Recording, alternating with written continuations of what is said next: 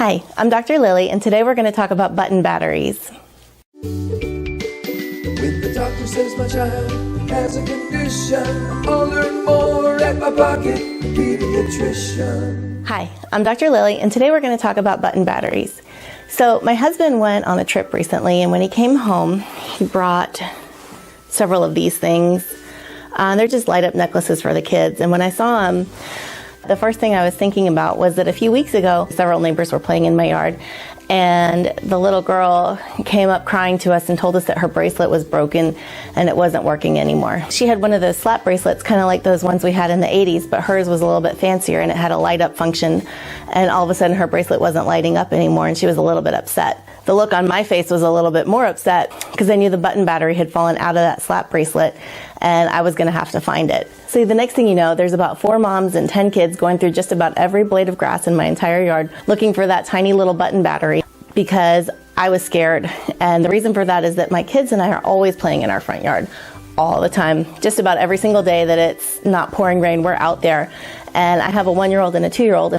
I was just really scared that one of them was going to be out there one day, pick up that battery, and have an ingestion. So when my husband brought home that lighted toy, I kind of in the back of my head was just remembering that day and thinking, oh my goodness, here's another thing that we get to have. But in truth, button batteries are everywhere. They're in key fobs, they're in remotes, a lot of times hearing aids. We had them in the alarms on our front door, so I had an alarm on the door that when you open the door it would ding and make a loud noise, so I'd know if a kid was going outside and they were in there. So when the kids would slam the door too hard, sometimes those would come crashing down and the battery would come flying out when it did. They're in scales, they're pretty much everywhere. So yeah, it wasn't really a big deal that my husband brought those necklaces home because our house is probably full of button batteries, but it was just kind of one more thing that I was thinking I was going to have to keep in the back of my head as to watch out for if it stopped working to make sure the battery was still inside. And when I look closer at those necklaces, they actually had a screw, which is a good thing. So a lot of things with button batteries, you actually have to use a screwdriver to unscrew them, but sometimes you don't and they just pop right out. And they can be easily confused with coins and other things, and kids are very likely to just kind of put those in their mouths. Anything they see that's shiny and metal, they're going to pop right in, and a lot of times they'll accidentally swallow it or inhale it, and that's when it gets really dangerous. So I work in the pediatric ER, and across the U.S., there's about 3,000 visits a year for button battery ingestions. The child may not be able to tell you if it was money or if it was a button battery. It can be very hard to tell, even for some adults from a distance. You might have even witnessed the ingestion, but you're still not sure. You just saw something shiny go in the mouth and you don't know what it was. So it's really important to find out quickly. I had seen a picture on the internet of a hot dog with a button battery in it. So what my kids and I decided to do was to use a hot dog to kind of mimic what would happen inside the human body if there were a button battery lodged inside somewhere. So my neighbor was kind enough to give us a hot dog because I don't really like to have them around the house because they're also a choking hazard with young children, but that's a different video. So we took the hot dog that she gave us and we just kind of made a little slice in it and inserted the battery right in there. It was just a regular 3-volt button battery, nothing special about it.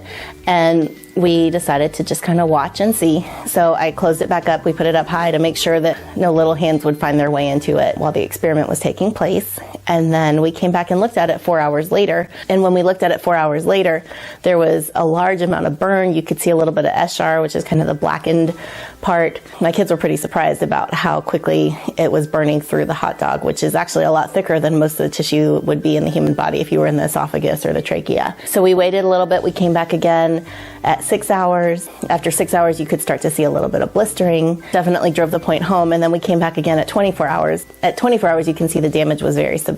I also did the same thing with just a slice of turkey, just regular deli meat turkey.